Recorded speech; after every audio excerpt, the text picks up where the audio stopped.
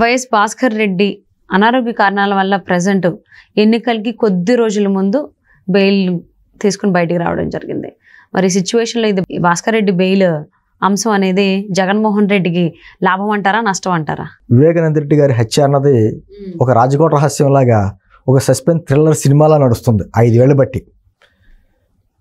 అక్కడ ఒక మాజీ ముఖ్యమంత్రి గారి తమ్ముడిగా, ఒక సౌమ్యుడిగా, మంచి పేరున్నటువంటి వ్యక్తి హత్య జరిగిన వెంటనే ఎప్పుడైతే అధికార పార్టీ వారు దాన్ని గుండెపోటని రకరకాలుగా చేసి తర్వాత అక్కడ రక్త మరకలు తుడి చేయడం, ఇవన్నీ పెద్ద స్టోరీ. ఈ స్టోరీ మన 5 సంవత్సరాల బట్టి రకరకాలుగా జరుగుతుంది.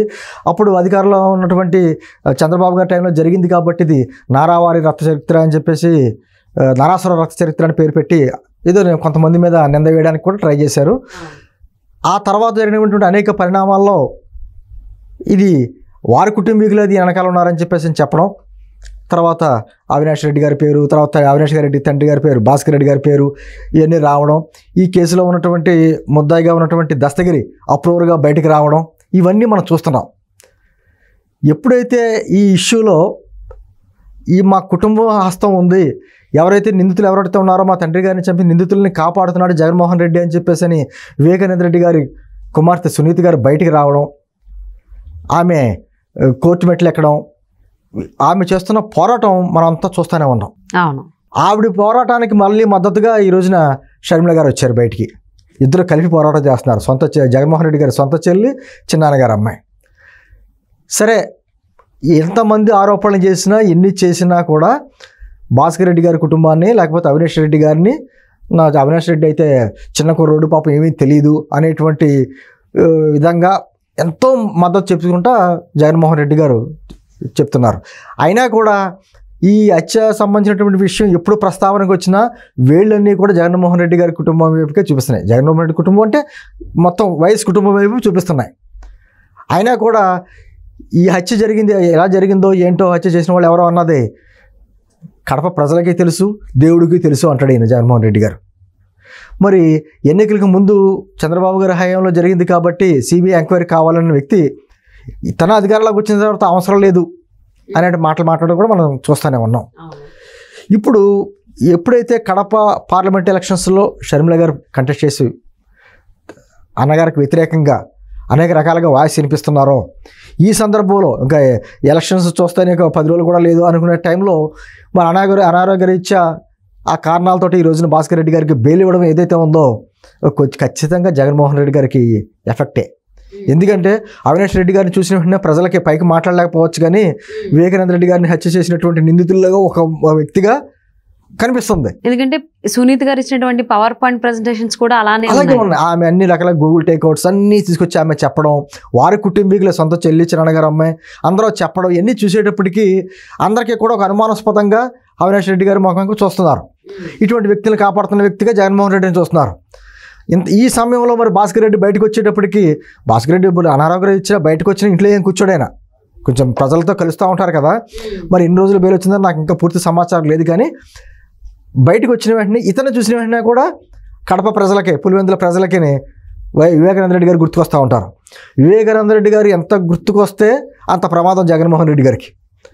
దాన్ని కప్పిపుచ్చడానికి అనేక రకాలుగా చేసుకుంటూ వచ్చి సొంత చెల్లెల మీద లేకపోతే చిన్నాన్నగారి అమ్మాయి మీద అనేక రకమైన ఆరోపణలు ఆయనే చేసుకుంటూ మొదలుపెట్టాడు.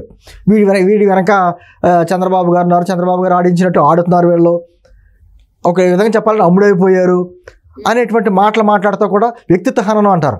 ఇంకా వాళ్ళని క్యారెక్టర్ అసెషన్ ఎంతవరకు చేయాలో అంతవరకు చేస్తా వారికి సంబంధించినటువంటి మీడియాతోటి కొంతమంది అమ్ముడైపోయిన పేడు విశ్లేషకులతోటి రకరకాలుగా చేసుకుంటూ వస్తున్నారు.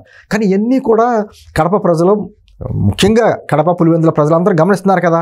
ఈ సందర్భంలో ఈ సమయంలో మళ్ళీ భాస్కర్ రెడ్డి గారు బయటకు వచ్చేటప్పటికి కొంచెం భయాందోళన ఎలాగైనా ఉంటాయి జగన్మోహన్ రెడ్డికి. మరి ఆయన చూస్తే ఆయన కనపడుతున్నాడు, ఈయన చూస్తే ఆయన కనపడుతున్నాడు. నిజంగా ఎందుకంటే అమ్మా వేరేది అనొచ్చు, ఒక మాజీ ముఖ్యమంత్రి తమ్ముడైనా ఒక ఎంపీ, అవును, అజాత శత్రువు, ఎవరికి శత్రువు ఉండవు. నాతో కూడా అత్యంత సన్నిహితుడైన వివేకానంద రెడ్డి గారు నాకు మంచి పరిచయం ఉంది. కడప ఉక్కు ఫ్యాక్టరీ గురించి కడపలో పెట్టిన మీటింగ్కి నేను వెళ్తే ఎంతో ఆప్యాయంగా మీరు మా గెస్ట్గా వచ్చారని నన్ను ముందు కూర్చోబెట్టి ఆయన వెనకాల కూర్చున్నాడు. అంటే అంత పెద్ద వ్యక్తి కూడా ఎంత సౌమ్యంగా డౌన్ టు ఎర్త్ ఉంటాడు. అటువంటి వ్యక్తి మీద చనిపోయిన తర్వాత కూడా ఆయన కూడా వ్యక్తిత్వ హననం చేశారు. ఆయనకి రెండో కుటుంబం ఉందని, లేకపోతే ఆస్తి తగాదాలు ఉన్నాయని, లేకపోతే సునీత రెడ్డి గారి భర్త మీద వేలెట్టి చూపించేలాగా అనేక రకాలుగా, ఒకటి కాదు ఇన్ని చేసుకుంటూ వస్తే మధ్యలో కూడా కొన్ని సిచ్యువేషన్స్ ఎలా జరిగినాయి అంటే, ఇక్కడ మన కడప సంబంధించి సిబిఐ అధికారులు వస్తే సిబిఐ అధికారులను కూడా అక్కడికి వెళ్ళనివ్వకుండా అడ్డుకోవడం, అంటే అన్ని రకాలుగా భాస్కర్ రెడ్డి గారి కుటుంబాన్ని జగన్మోహన్ రెడ్డి గారు ఏ విధంగా కాపాడుతున్నాడో అన్నది అందరూ గమనిస్తున్నారు.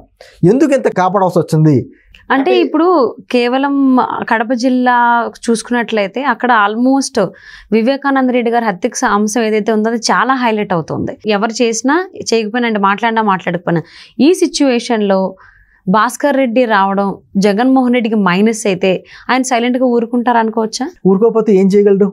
కోర్టు నిర్ణయం. అనారోగ్యంతో ఉన్నాడు ఆయన. సహజంగా ఎవరికైనా అనారోగ్యంతో ఉన్నా, లేకపోతే ఆ కుటుంబంలో ఏదన్నా ఒక ఇష్యూ జరిగినా, ఏమైనా పెద్ద దగ్గర వాళ్ళు ఎవరైనా చనిపోయినా ఇస్తూ ఉంటారు, బెయిల్ ఇస్తూ ఉంటారు సహజం.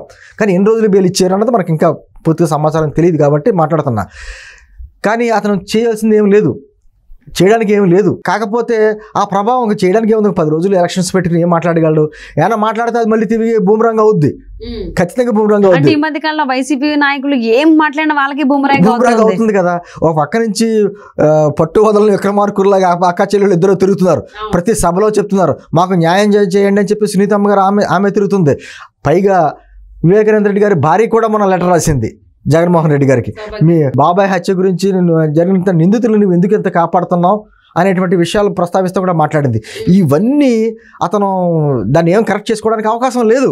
ఎందుకంటే మొదటి నుంచి ఆయన హత్య జరిగిన కాడి నుంచి చూసినటువంటి కారణాలు ఏం చూస్తే దాన్ని గుండెపోటని, ఆ రక్త మార్కలు తుడిచేయడం, బాడీకి కుట్లు వేయడం, దాన్ని మళ్ళీ మాటలు మార్చడం, ఆ తర్వాత ఎవరైతే వేడి చూపిస్తున్నాయో ఆ కుటుంబాన్ని కాపాడుకుంటూ వస్తాం, కాపాడుకోవడమే కాకుండా వారికి మళ్ళీ పదవులు ఇవ్వడం, ఇవన్నీ కూడా కడప పులివెందుల ప్రజలు గమనిస్తున్నారు. కాబట్టి దాని ఇప్పుడు ఖచ్చితంగా భాస్కర్ రెడ్డి గారు రావడం అనేది పుండు మీద కారం చల్లినట్టే. కానీ ఏమి చేయలేని పరిస్థితి. ఖచ్చితంగా దాని ఎఫెక్ట్ మాత్రం జగన్మోహన్ రెడ్డి గారి మీద ఉంటుంది. అంటే వన్స్ భాస్కర్ రెడ్డి గారు కనుక బయటకు వస్తే ఆయన ఏం మాట్లాడకుండా ఉంటారనేది లేదు. ఆయన జనరల్లీ బయట టాక్ ఏంటంటే భాస్కర్ రెడ్డి పంచాయతీలకు బాగా అలవాటు పడ్డ వ్యక్తి, సో ఎక్కువగా పంచాయతీలు పెడతారు అని. మరి వివేక గారి అంశం ఖచ్చితంగా ఆయన ఒకవేళ ఇలాంటి టాపిక్ ఆయన మాట్లాడతారా? బయటకు వచ్చిన తర్వాత ఆయన పంచాయతీ సైలెంట్ ఉంటారా? మీరు అన్నారు చూసారా, జగన్మోహన్ రెడ్డి గారు చూస్తా ఊరుకుంటాడా ఉండడా అని. ఏదన్నా కంట్రోల్ చేయాలా లేకపోతే ఏదైనా చేయాలన్నా భాస్కర్ రెడ్డి గారిని చేసుకోవాలి. నేను దండం, నువ్వు బయటకు రాకు, నువ్వు వచ్చిన కాడి నుంచి నాకు నష్టం, నేను చూసిన కాడి నుంచి వివేక గుర్తుగా మా బాబాయ్ గుర్తుకు వస్తాడు అందరికీ, ఆ తర్వాత నాకే నష్టం అని చెప్పేసి అతన్ని కంట్రోల్ చేసుకోవాలి. అది చేసుకుంటాడా? మన జగన్మోహన్ రెడ్డి అంటే మూర్ఖ మనస్తత్వం.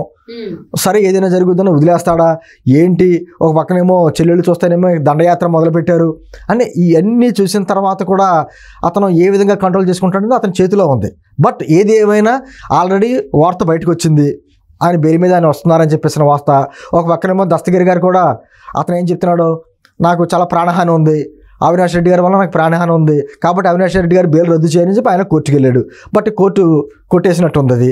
కాబట్టి ఈ సిచ్యువేషన్స్ అన్ని చూసిన తర్వాత ఖచ్చితంగా జగన్మోహన్ రెడ్డి గారికి అది ఒక పెద్ద ఎలక్షన్స్ ముందు పడే పెద్ద దెబ్బ అని చెప్పి నేను అనుకుంటున్నాను.